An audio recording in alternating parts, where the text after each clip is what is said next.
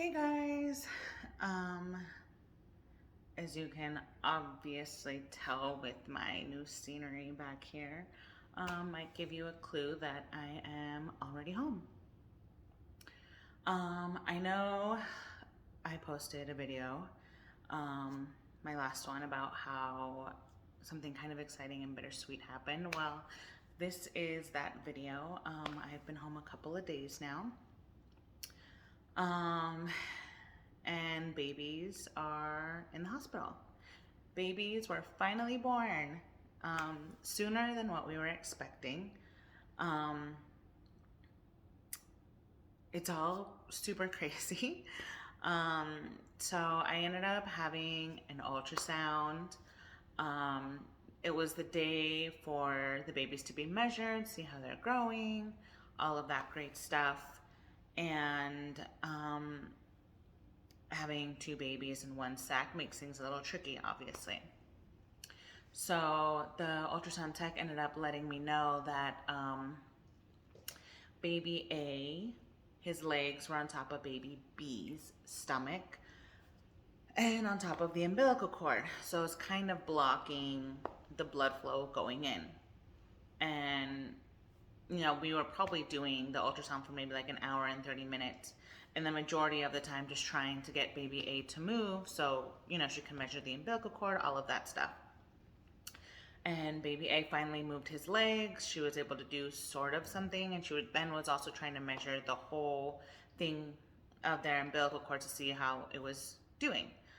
Because previously, before, they went ahead and let me know that, their umbilical cords were kind of like tied into one another, and they were just keeping an eye on that, making sure it wouldn't make it into a knot. So with that, we finished the ultrasound, and she ended up calling the high-risk doctor and letting him know what was going on.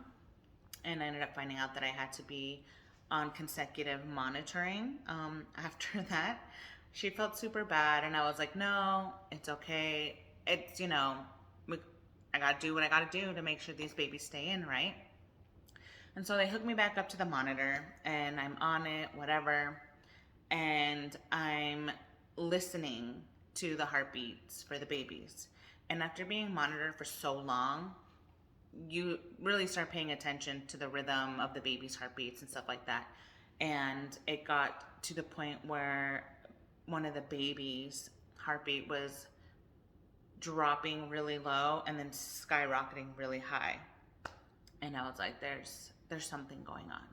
And next thing you know, one of the nurses comes in and she's like, hey, I'm gonna come and put an IV in you, in your arm, just in case we might have to deliver and all of that good stuff. I was like, okay, sounds good. Do what you gotta do. Like, I can't say no. And so we did that. She did a couple tries. You really can't see, but I have she tried up here, and then I have this bruise here. I have that big one, and I still have a bump because when she stuck it, she was trying to find my vein, because my veins in my arms tend to move and disappear. And then another nurse came in, and she was able to get one right here on my tattoo, if you can see the little scar right there. And so they finally got that in. And at that point, my mind was kind of like freaking out in the process of, okay, I need to call. I need to call, someone from the agency, let them know, be like, hey, the doctor's coming in. I want someone on the phone with me so they can hear everything that the doctor's saying and blah, blah, blah, right? So I go ahead and I make a few calls. It is a busy day, and I get everybody's answering machines. So I called the emergency line and spoke with someone. I was like, hey, this is my caseworker. This, and this. This is what's going on. I need someone to call me back. The doctor's coming in. As I'm explaining all of this to the lady for the emergency line, the nurse comes back in and she's like, you're delivering the babies today, or right now. I was like, okay, so scratch everything I just said and let them know that I'm delivering the babies today. She ends up asking why. I go ahead and let her know. Irregular heartbeat, and the irregular heartbeat was going on for over 30 minutes because we were waiting for the doctor to arrive to come and talk to me and explain everything. Never ended up coming. That's when the doctor said, you're going and we're doing an emergency C-section. So that's what ends up happening. I end up calling my fiance, end up trying to call my mom. The one time I need her to answer the phone, she doesn't answer. I call my dad and I let him know. I was like, hey, if you can get a hold of mom, can you let her know? He's the one person who never answers the phone, and he actually answered for once. And so I went ahead and told him that, and then I messaged the intended parents.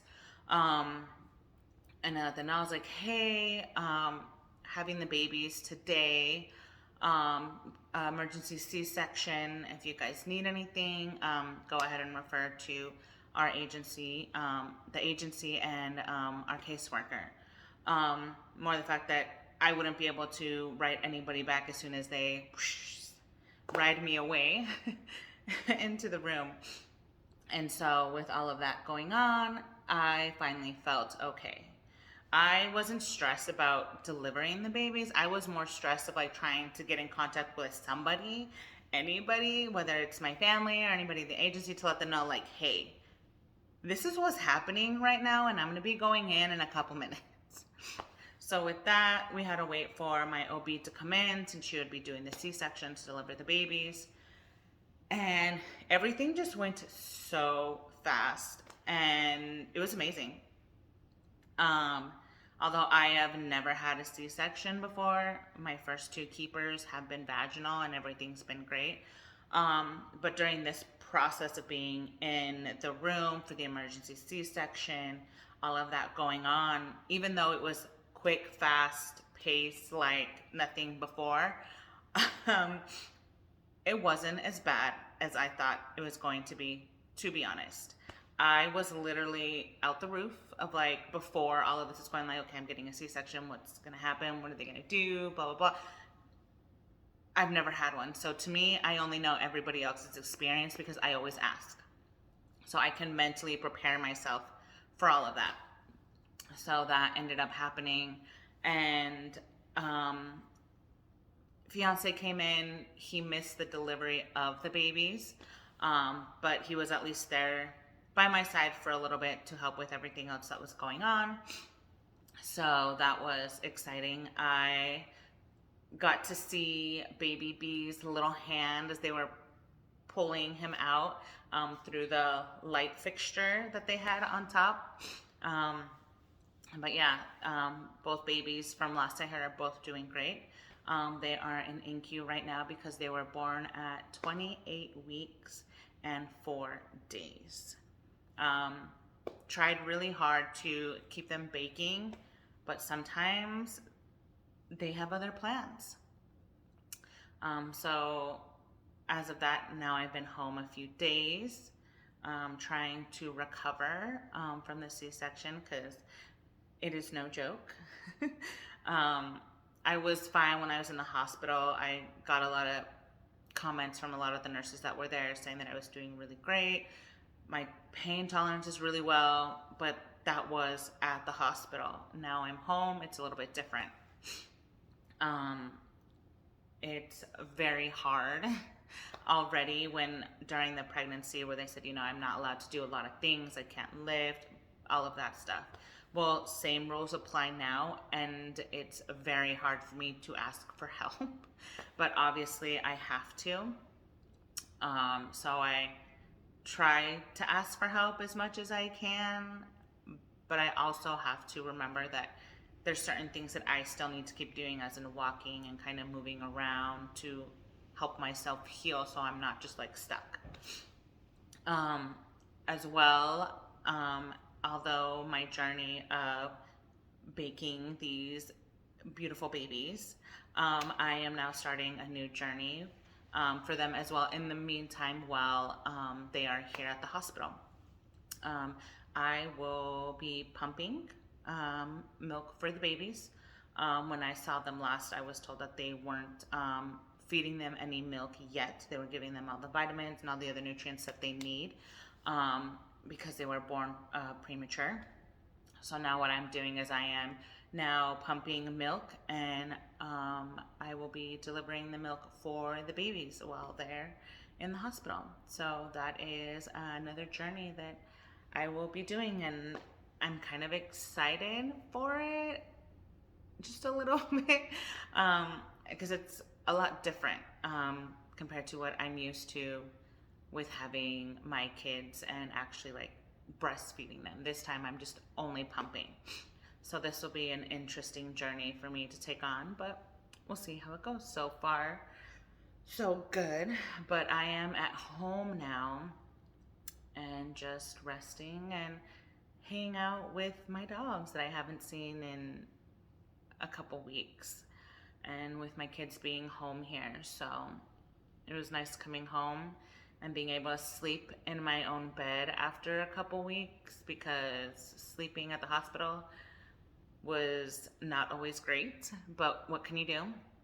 But yeah, um, that's pretty much an update on what's going on with now me being at home and with the babies being in the hospital. So thanks for watching and going on with my journey, even though it wasn't as long as I was hoping for. But, you know, babies were ready to come out when they were ready. Bye.